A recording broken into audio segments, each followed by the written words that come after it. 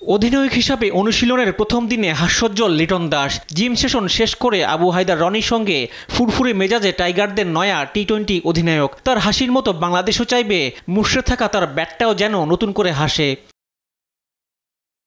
Home of ক্রিকেটের centre উইকেটে অনুশীলন শুরু করেন দুই ওপেনার সৌম্য ও তানজিদ। পাশাপাশি নেটে দুজনকে নিয়ে কাজ করেন সিনিয়র সহকারী কোচ মোহাম্মদ সালাউদ্দিন। শিষ্যদের ভুল ত্রুটি ধরিয়ে দেন ফিল্ডিং কোচের দায়িত্বে থাকা জেমস পেমেন্টো। ব্যাটিং অনুশীলন করেন লিটন দাস। মাঠের বাইরে হালকা নক করে সেন্টার উইকেটে সময় কাটান তিনি।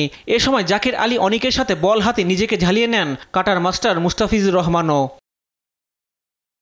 বিসিবির কোচ তারেক আজিজ খান জানান, আসন্ন সিরিজগুলোতে টাইগারদের ভালো করার সুযোগ রয়েছে। আই হোপ যে আপনি যেটা বলেছেন যে আমাদের যথেষ্ট সুযোগ আছে, আমাদের পটেনশিয়াল প্লেয়ার আছে।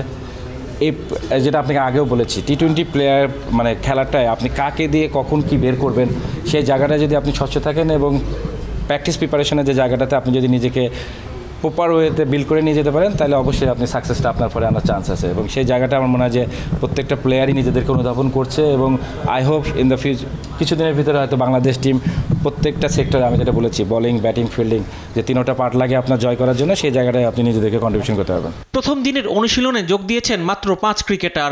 সিলেটে এ দলের সঙ্গে আছেন 4 ক্রিকেটার। টেস্ট দলে থাকা 5 ক্রিকেটার রয়েছেন বিশ্রামে। পিএসএল খেলতে ব্যস্ত রিশাদ ও নাহিদ রানা। সিলেটে এ দলের সঙ্গে ম্যাচ দেখতে যাওয়ায় প্রথম দিনের অনুশীলনে ছিলেন না head coach Phil Simmons. Rifat Anjum, Desh TV, Dhaka.